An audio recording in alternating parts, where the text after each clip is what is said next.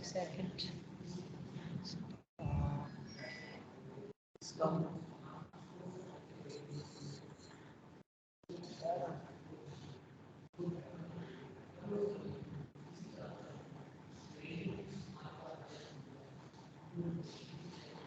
चलो मैं काम करता हूँ।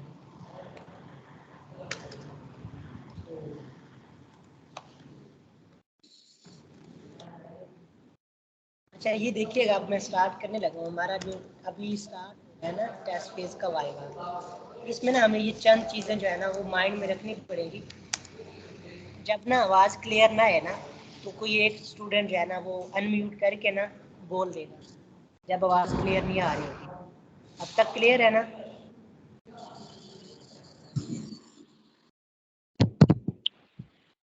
जी सर। A1 है, A1 है। आवाज़ क्लियर है, समझ आ रही है?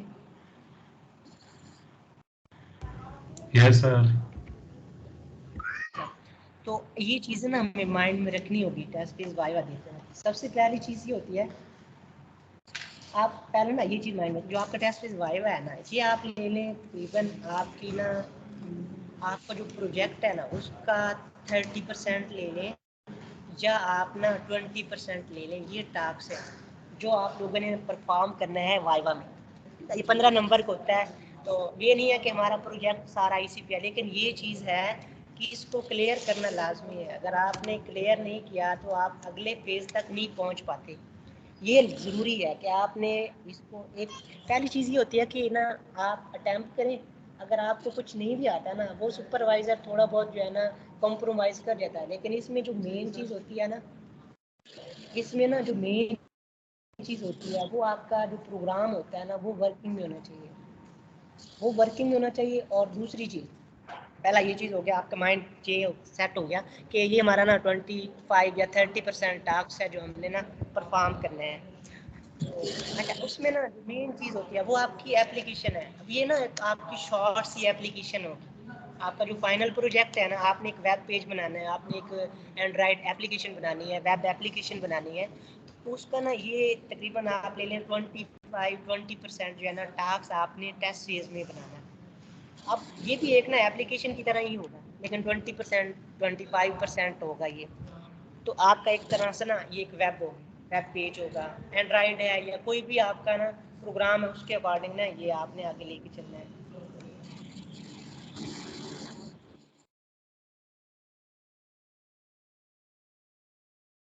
क्या ये आवाज़ सबको नहीं आ रही या 1-2% लोगों को नहीं आ रही? सर आ रही है आवाज, क्लियर है। आवाज आ रही है, ठीक आ रही है। ऑडियो स्क्रीन भी शेयर की हुई है, स्क्रीन भी शेयर हो रही है ना आप लोगों को? Yes sir. स्क्रीन भी हो रही है। अभी जिनको इशू है ना वो या तो अपना नेटवर्क देखें या फिर ना रीज्वाइन कर लें। ये तो पूरी क्लास में यही कहता रहूँगा, आवाज़ नहीं आ रही और आपकी स्काइप को शेयर हो रही है नहीं हो रही, ये पूरी क्लास इसी में चलेगी क्या? जिनको इशू होता है ना वो रीज्वाइन कर लिया करो, कॉल सर आप कट साथ करके ना साथ दोबारा रिकॉर्ड भी ज्वाइन करते जाएं, मैं बाद में चाहिए होगी। साथ साथ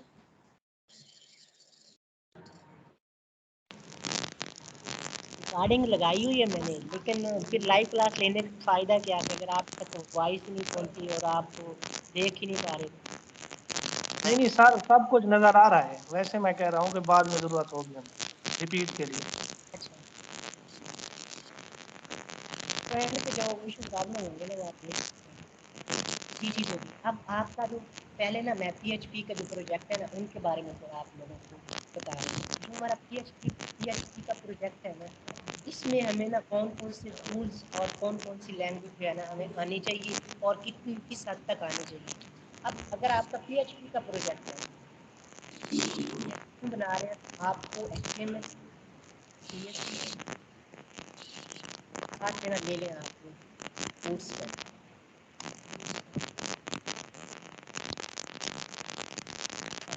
अपना PS थोड़ा बहुत, जावा स्क्रिप्ट बहुत कम है, जहाँ कहीं स्क्रिप्ट वगैरह की ज़रूरत पड़ी है तो वहाँ यूज़ किया मैंने।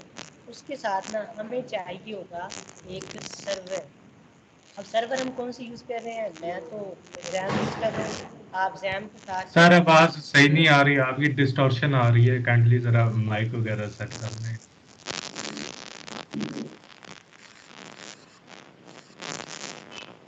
समझ नहीं आई। सर आपकी आवाज सही नहीं आ रही, डिस्टॉर्शन आ रही है।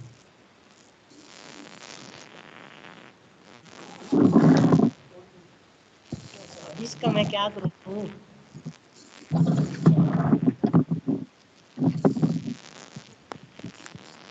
सर जो बाकी सबके जूम माइक करूंगा तो अनम्यूट है आप लोगों उनको म्यूट का, करवाएं। आप लोगों से सवाल ही नहीं होगा। हाँ,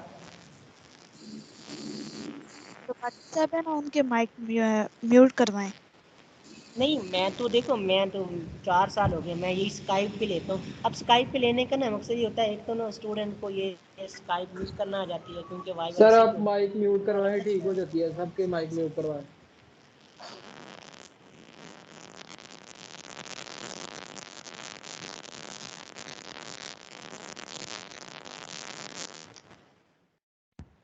माइक सारे म्यूट करेंगे ना तो शायद आवाज़ क्लियर हो जाएगी।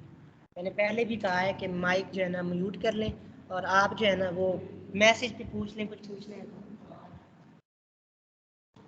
और लास्ट पे आप लोगों को टाइम दूंगा, जो भी क्वेश्चन आंसर होंगे आप लोग कर लीजिएगा।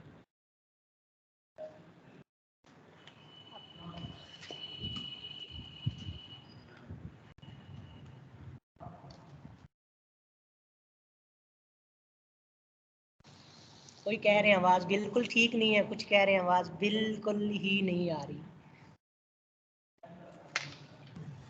अब ठीक है, आप कंटिन्यू करें।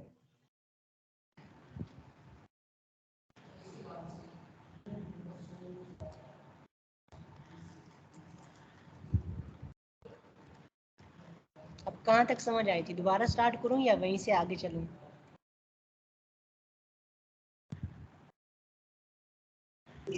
सर वहीं से आगे चलें। अच्छा हाँ, PHP का अगर आप प्रोजेक्ट बना रहे हैं तो आपसे ना सुपरवाइज़र ये भी पूछ सकता है कि आपने प्रोजेक्ट कौन कौन सी लैंग्वेज यूज़ करके बनाया है। तो PHP का अगर है तो HTML, CSS, बूटस्ट्रैप, जावास्क्रिप्ट, और सर्वर कौन सा यूज़ किया हमने, वो जैम। और आपसे पूछ सकता है डेटाबेस कौन सा यूज़ किया, तो डेटाबेस जो हमने यूज़ किया वो MySQL हमने यूज़ किया। और बैकएंड पे जो हमने ना लैंग्वेजेस यूज़ की है वो हमारी, ये क्वेश्चन इस तरह से हो सकता है कि आपका जो प्रोजेक्ट है वो आपने कौन कौन सी लैंग्वेजेस यूज़ करके बनाया, HTML, CSS, जावास्क्रिप्ट। लेकिन बता रहा हूँ कि ये तकरीबन आप ले लें तो 2-4% यूज़ हुई होगी, ज़्यादा नहीं। ठीक है, स्क्रिप्टिंग वगैरह के लिए या वैलिडेशन बनाई है तो उसके लिए यूज़ किया। और सर्वर हमारा जैम हो गया, और डेटाबेस MySQL हो गया, और बैक एंड पे हमने ना कौन सी लैंग्वेज यूज़ की है। अच्छा, इन लैंग्वेजेस का ना आपको शार्ट बता देता हूँ। अब हमारे पास ना आ रही है पहली लैंग्वेज HTML।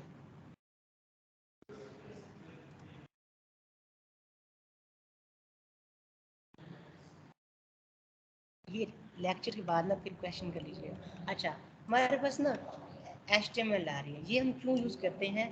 आप ले लें कि इसकी डेफिनेशन अगर करें, आपको इसका एब्रीविएशन आता होगा। ये हम यूज़ करते हैं वेब पेजेस बनाने के लिए। अब हमारी एप्लीकेशन है वो वेब पेजेस के अलावा के बगैर तो नहीं बन सकती ना। तो HTML हमने यूज़ की वेब पेजेस बनाने के लिए। तो हम इसको जो जो क्वेश्चन पूछे जाएंगे ना, मैं वो भी रिपीट कर देता हूँ। इसको हम ना क्लाइंट साइड लैंग्वेज भी कह सकते हैं, ये क्लाइंट साइड लैंग्वेज है। और हमारी दूसरी आ रही है PHP को हम सर्वर साइड लैंग्वेज कहेंगे। मतलब HTML हमारी क्लाइंट साइड लैंग्वेज हुई, और इसके ऑपोजिट हमारी जो हमारी सर्वर साइड लैंग्वेज यूज़ हो रही है वो हमारी PHP है।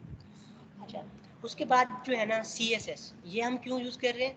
ये हम डिज़ाइनिंग के लिए यूज़ कर रहे हैं। जो हमारे वेब पेजेस हैं उनकी डिज़ाइनिंग करने के लिए बूटस्ट्रैप और CSS यूज़ कर रहे हैं। ठीक है, और ये हम जावास्क्रिप्ट लॉजिक के लिए, या थोड़ा बहुत हमने ना इसको वैलिडेशन वगैरह के लिए इस्तेमाल किया है। और ये सर्वर हो गया हमारा, जो डेटाबेस है वो हम SQL कर रहे हैं, बैकएंड पे हम PHP लैंग्वेज यूज़ कर रहे हैं। अच्छा, अब मैं आप लोगों को ना HTML का ना शार्ट करवा देता हूँ, आप लोगों ने वही हुई चीज़ें कर लेंगे, क्योंकि हम इतना टाइम नहीं है हमारे पास कि हम पहले HTML को डीपली कवर करें, फिर CSS को करें। मैं वही चीज़ें आपको क्लियर करवा देता हूँ जो सुपरवाइज़र ने पूछनी है या आपके प्रोजेक्ट के अंदर ना यूज़ की हुई है। सबसे पहले ना HTML के अंदर आपने ना फॉर्म कैसे बनाते हैं, फॉर्म के अलावा आपने टेबल्स देख लेने हैं, टेबल कैसे बनाते हैं, इसके अलावा आपने लिस्ट देख लेनी है। तो फॉर्म के अंदर ना आपने देखना है इनपुट टाइप कितनी तरह की होती है। ये हम एक दफ़ा रिपीट करना लें HTML को, थोड़ा सा बेसिक करवा दूं, बाकी करते रहिएगा। क्या ख्याल है?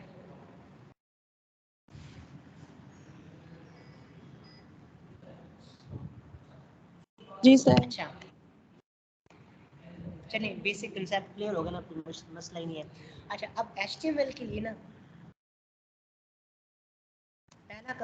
पहली चीज़ इसके लिए ये है कि हमें पता होना चाहिए कि हम ये यूज़ क्यों कर रहे हैं, वेब पेजेस बनाने के लिए। ठीक है, अब इसके लिए ना हमें दो चीज़ें रिक्वायर्ड होंगी।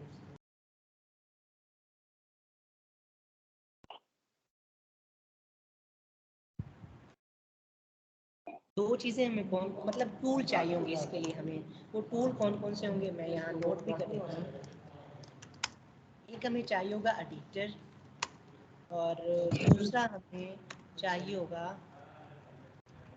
ब्राउज़र। एडिटर क्यों यूज़ करते हैं? एडिटर हम यूज़ करेंगे इनपुट के लिए। इनपुट के लिए मतलब हम कोड लिखने के लिए हम इनपुट को यूज़ करेंगे। हम कौन सा यूज़ करेंगे? हम VS कोड यूज़ कर लेते हैं या सबलाइन, इनमें से कोई एक यूज़ कर लीजिएगा। ठीक है, नोटपैड भी है, आप वो भी यूज़ कर सकते हैं। लेकिन वो है कि अगर आप कोई स्टार्ट बेसिक करना चाह रहे हैं, कोर्स वगैरह करना चाह रहे हैं, तो शुरू में कोड को अंडरस्टैंड करना। लेकिन हमने क्या करना है, हमने अपना प्रोजेक्ट जो है ना उसका कोड वगैरह समझना है, तो मेरे ख्याल में ना हम नोटपैड के अलावा ये कर लेते हैं। अच्छा, ये VS कोड या आप सब लाइन कर लें। अच्छा, ब्राउज़र कोई भी आप यूज़ कर लें, आपको अच्छे से पता होगा, गूगल क्रोम कर लें या फायरफॉक्स कर लें, कोई भी है। अब ये हम यूज़ क्यों करेंगे? अब हमें इनपुट के लिए एडिटर भी चाहिए होगा, जो हमने डाटा इनपुट किया उसकी आउटपुट भी चाहिए होगी। आउटपुट हम किस पे लेंगे? वो हम लेंगे ब्राउज़र पे। तो हमारा ब्राउज़र क्यों यूज़ होता है? आउटपुट के लिए। अब हम ना मैंने यहाँ पे इंस्टॉल किया हुआ है सबलाइन। सबलाइन को ओपन कर लेता हूँ।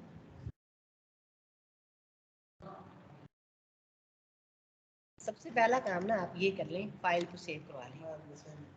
HTML को देखिएगा, मैं यहाँ से ना लोकेशन दे देता हूँ डेस्कटॉप, और यहाँ पे ना फाइल का नाम दे देता हूँ ABC, या मैं दे देता हूँ फर्स्ट लेक्चर। साथ में ना आप लोगों ने एक्सटेंशन देनी है, इसकी क्या है? .html। और यहाँ नीचे देखिएगा तो ऑल टाइप आ रहा है। ऑल टाइप ना करें तो यहाँ पे HTML भी आ रहा है, ये भी दे सकते हैं, लेकिन आप ऑल टाइप रहने दें। ये काम लाजमी करना है आपने कि आप क्या करें, फाइल नेम के साथ .html लिखें। .html आप लिखेंगे, लोकेशन देंगे और आप उसको सेव करवा लेंगे। उसके बाद यहाँ पे अब मैं स्टार्ट कर रहा हूँ, ये देखो फर्स्ट लेक्चर आ गया। कुछ चीज़ें और भी करने वाली थी यहाँ पे। अब हमारे पास ना जहाँ पे ये चीज़ें जो है ना, थोड़ा गौर से देखिएगा, ये क्वेश्चन किया जा सकता है आपसे। HTML के अंदर ना होते हैं टैग्स। अब टैग्स को हम कैसे वो वहाँ पे इम्प्लीमेंट करवाते हैं या कैसे लिखते हैं? ये एंगल ब्रैकेट्स, ग्रेटर देन या लेस देन आप कह सकते हैं, लेकिन इसको हम एंगल ब्रैकेट बोल सकते हैं। एंगल ब्रैकेट्स और दरम्यान में ना टैग का नाम, ये मैंने लिखा टैग नेम। तो हमारा ना ये मुकम्मल एक टैग बना है, ये वाला। अब टैग की ना दो types, open and close tag, दो टैग होंगे। अब ओपन और क्लोज टैग में क्या फर्क होगा? ये मैंने लिखा, फर्ज कर लो ABC। चीज़ माइंड में रखिएगा, जो आपका टैग है वो ये एंगल ब्रैकेट के बगैर ये टैग नहीं है। टैग हमारा हमेशा ब्रैकेट्स में होगा, एंगल ब्रैकेट्स में होगा। टैग नेम कोई भी टैग ले सकते हैं। अब हमने फ़र्क ये वाजे करना है कि ओपन और क्लोज में क्या फ़र्क होता है। अब जो आपका ओपन टैग है ना, अब ये मैंने ओपन भी और क्लोज भी लिख लिया। फ़र्क क्या है? जो आपका ओपन टैग है वो विदाउट फॉरवर्ड स्लैश है, ये जो फॉरवर्ड स्लैश आ रही है इसके बगैर जो होगा ना वो आपका ओपन टैग हो। ये हमारा ओपन टैग है, ये देखिए ये वाला विदाउट फॉरवर्ड स्लैश, और ये हमारा क्लोज टैग है। और मज़ीद आप इसको ना ये भी कह सकते हैं पेयर टैग और non pair tag. Pair tag कौन से होते हैं? ऐसा टैग जो ओपन भी होता हो और क्लोज भी होता हो। मान ले लें मैंने ये ए का टैग लिया, ये ओपन भी हुआ क्लोज भी हुआ, जोड़ों में है, डबल है, तो ये हमारा पेयर टैग है। ऐसा टैग जो जस्ट ओपन होता हो, मिसाल ले लें ये ए है, जस्ट ए, इसको मैंने क्लोज नहीं किया, तो ये हमारा नॉन पेयर टैग हो गया। पहला काम ये पहली चीज़ ये माइंड में रखिएगा, जो हमारा टैग है वो एंगल ब्रैकेट्स में ही हम लिखेंगे, ब्रैकेट्स के बगैर आपका टैग नहीं बनेगा। कहीं भी आप देख लें, ये ब्रैकेट्स देख लें, तो फौरन माइंड में आ जाना चाहिए कि ये HTML का टैग है। बीच में टैग का नाम कोई भी लिखा जा सकता है, लेकिन ये कस्टमाइज नहीं होती, स्पेसिफिक टैग के नेम होते हैं जो हम यहाँ इम्प्लीमेंट करते हैं।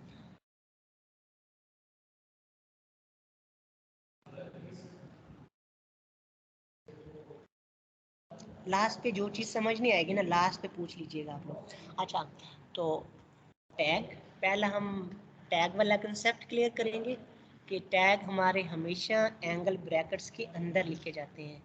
अच्छा, उसके बाद इसकी दो टाइप्स, पेयर और non pair tag. Pair tag कौन सा होता है? ऐसा टैग जो जोड़ों में होगा, जोड़ों में मतलब ओपन भी होगा और क्लोज भी होगा। और non pair tag just open होता है, जो जस्ट ओपन होता है वो हमारा नॉन पेयर टैग होगा। अब आगे चलते हैं, और एक चीज़ और माइंड में रखिएगा, जो आपका पेयर टैग होगा आपने उसको क्लोज भी करना है। अगर आपने ओपन कर लिया है तो उसको क्लोज भी करना है। नॉन पेयर टैग तो हमें पता है ये जस्ट ओपन होता है, क्लोज तो होगा नहीं, लेकिन जो पेयर टैग आप यूज़ करेंगे मस्ट उसको क्लोज करना है। आगे हम देखते हैं। अब मैं एडिटर यूज़ कर रहा हूँ, अब इसमें मैं क्या कर रहा हूँ, ये HTML लिख रहा हूँ, मुझे यहाँ एलिमेंट शो करवा रहा है, मैं इसके ऊपर क्लिक करूँगा, मुझे ना वो सारा कोड करके दे देगा। ये कब आएगा? जब आपने फाइल को सेव करवा लिया है। अब देखें, जो पेयर टैग थे ना वो ओपन भी हो गए और क्लोज भी हो गए। जैसा कि ये देखें हमारा HTML का टैग है, ओपन भी हुआ और ये क्लोज भी हो गया। हेड का टैग है, ओपन भी हुआ और हमारा क्लोज भी हो गया। इसके बीच में टाइटल का आ गया था, ओपन भी हुआ और वो क्लोज भी हो गया। बॉडी का था, ओपन भी हुआ क्लोज भी आ गया। और यहाँ पे नॉन पेयर टैग कौन सा? ये मेटागार है, ठीक है, ये जस्ट ओपन हुए हैं, क्लोज नहीं हुए। तो आई थिंक यहाँ तक आप लोगों को कंसेप्ट क्लियर हो गया होगा। नॉन पेयर टैग कौन से होते हैं, पेयर टैग कौन से होते हैं, और ओपन टैग कौन सा होता है, और क्लोज टैग कौन सा होता है। अब आगे चलते हैं, यहाँ तक क्लियर है सर?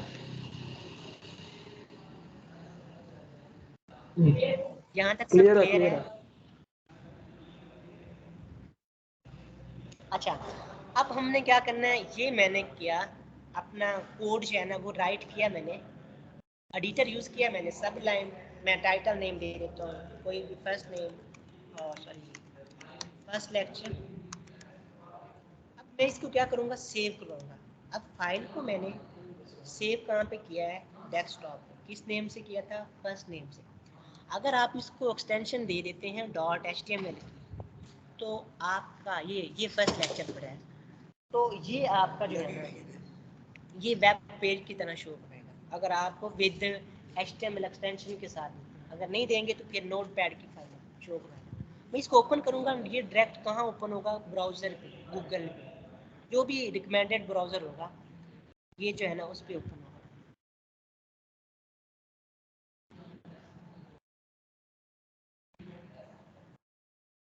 क्या मैं इसके ऊपर राइट क्लिक करता हूँ, ये आ रहा है ओपन इन ब्राउज़र। सब लाइन यूज़ कर रहे हैं तो आप ये वाला मेथड भी यूज़ कर सकते हैं, open in browser. Right click करके करेंगे तो ये डायरेक्ट कहाँ ओपन हो जाएगा? ब्राउज़र में। अभी तक हमारे वेब पेज के ऊपर कुछ भी नहीं आया सिवाय एक नाम के, वो आ रहा है फर्स्ट लेक्चर, क्योंकि हमने ये टाइटल में दिया, ये देखिए। और एक साइड पे ना हमारा कोड ओपन है और दूसरी साइड पे हमारा ब्राउज़र ओपन है, ये देखिए, ये हमारा ब्राउज़र है, ये वाला, ये, और ये हमारा एडिटर। अब इसमें मैंने लिखा है first name, sorry first lecture, हमें टाइटल में शो करवा रहे हैं। अगर मैं इसके अंदर अब डाटा चेंज कर देता हूँ,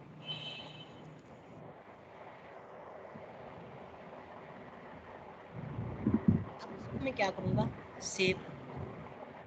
सेव करने के बाद ना कंट्रोल S कर लें या इधर से सेव कर लें, आप अपने वेब पेज पे जाके इसको रीलोड कीजिएगा, मतलब रिफ्रेश कीजिएगा। तो यहाँ देखिए ये डाटा चेंज, आपने जो भी पेज के अंदर चेंजिंग करनी है अपने कोड के अंदर, इसको सेव करवा के आप वहाँ से आपने इसको रीलोड करवाइएगा, मतलब अपने ब्राउज़र पे इसको रिफ्रेश करवाइएगा, रीलोड करवाइएगा। अब इसमें जो चीज़ें करने वाली हैं वो आपको बता देता हूँ शॉर्ट। सबसे पहले ना थोड़ा हेडिंग्स को समझ लेते हैं बजाय आप फॉर्म पे जाने की, उनकी अंडरस्टैंडिंग हो जाएगी, फिर आगे ईजी होगा। अब हमारे पास ना हेडिंग्स होती हैं जो हम अपने वेब पेज के ऊपर ले आते हैं। हम ना H1 हेडिंग्स हमारी कितनी होती है, ये मैं आपको यहाँ HTML के अंदर जो हेडिंग्स है वो 6 होती है।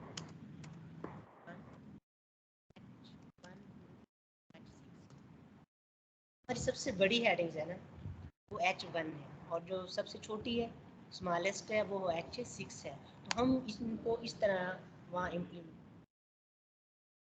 H2 H3 4 5 6, और आपने वहाँ ऐसे नहीं लिखना क्योंकि HTML के अंदर सारे टैग होते हैं। यहाँ पे एक चीज़ तो हम भूल गए, हम आपने टैग लिया ना, ये मैंने ले लिया, फर्ज कर लो H1, और हमारा जो वेब पेज के ऊपर डाटा शो होगा ना वो इन दो टैग के दरमियान जो हम लिखेंगे वो डाटा हमारा वहाँ शो होगा। तो इसको हम एलिमेंट या कंटेंट जो हमारा वेब पेज के ऊपर शो होगा, सर स्क्रीन इस वो आप अपनी मर्जी से कोई भी दे सकते हैं। जी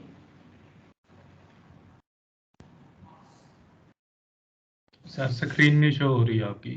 सर स्क्रीन स्टक हो गई है, ये कहाँ किसी से और की होती, स्क्रीन शेयर हो रही है। लेकिन वो स्टक हुई हुई है। ये बीच में कोई पता नहीं क्या कर रहा है, वो बीच में किसी ने अपनी शेयर कर दी है, तो फिर ऐसे ही होना था। और अल्लाह के बंदो, ये अब किसी ने किसी अपनी और ने लगा दी अपनी है स्क्रीन स्क्रीन। शेयर कर दी थी, उसकी हो रही थी, मेरी हो ही नहीं रही थी। अब हुई, ऐसे काम ना किया करो। अब स्क्रीन शेयर होगी। No sir. अब देखिएगा,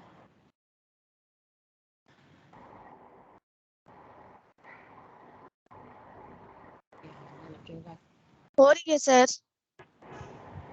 एक मिनट दोबारा करते हैं। स्क्रीन शेयर हो रही है, हो रही है। हो रही है sir. Yes sir, yes sir हो गई है। हो गई। Yes sir. अच्छा, तो मैं बात कर रहा था कि जो हमारे वेब पेज के ऊपर डाटा हमें शो होगा ना वो टैग के दरमियान में जो होगा डाटा वो हमें शो होगा। मतलब ओपन और क्लोज टैग के दरमियान जो हम डाटा लिखेंगे, कोई भी हो सकता है, लिंक है, पिक्चर है, वो हमें वेब पेज पे शो करेगा। तो जो टैग्स के दरमियान में डाटा लिखते हैं उसको एलिमेंट या कंटेंट भी कह सकते हैं। अच्छा,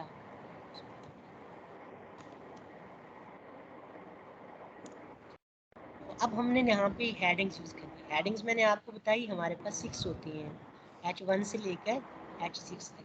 जो सबसे बड़ी है वो H। अब हम इनको लिखेंगे कैसे, तो मैंने यहाँ पे लिखा H1 और दरमियान सर स्क्रीन स्टक हो गई है।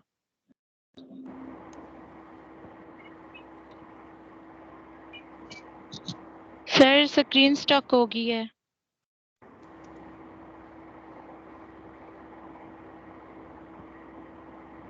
अब को नहीं शो हो रही। नहीं सर, किसी को नहीं हो रही शो। सर स्क्रीन स्टक हो गई है अब, मतलब रुक गई है एक ही जगह पे। वो ना जब नेट थोड़ा स्लो होता है ना आप लोगों का, तो उस वक्त हो जाती है। मुझे तो हो रही है शो। ठीक है, स्क्रीन अच्छा, आपका नेटवर्क खराब है। तो ये मैंने ना यहाँ हेडिंग 1 लिखी है, और इसको मैं अब क्या करूँगा, सेव करूँगा और इसके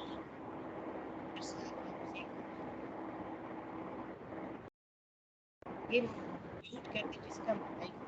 चेक करने की बात है यार ये म्यूट कर दे यार, आवाज ही नहीं आ रही है, म्यूट कर दे। जी।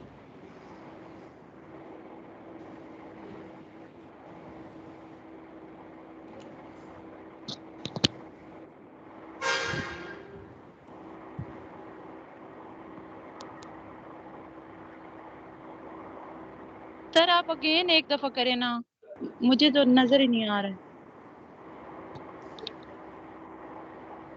ये किसी और ने स्क्रीन शेयर की है, स्टॉप करें ना। ये किसी ने स्क्रीन भी शेयर कर दी हुई है, किसी का माइक भी ओपन है, पता नहीं क्या चल रहा है। मैंने कहा है अपना माइक म्यूट पे रखा करें और स्क्रीन शेयर ना किया करें। जब आप लोग अपनी स्क्रीन शेयर कर देते हैं तो वो आपकी शो हो जाती है, मेरी स्टक हो जाती है। किसी और की शेयर हो रही थी, आप देखिए स्क्रीन शेयर हुई है। हाँ ठीक है ठीक है ठीक माइक है। होगी।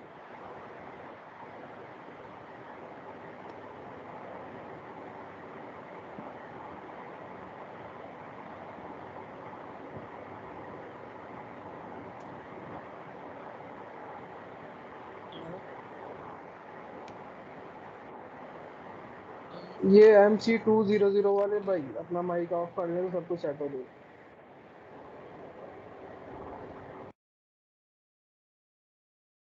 मैसेज पे बता दें कि स्क्रीन शेयर हो रही है।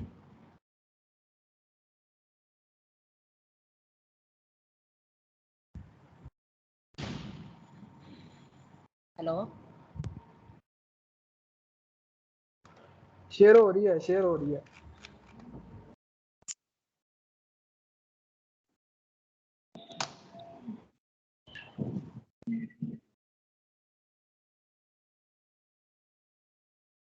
आवाज नहीं आ रही।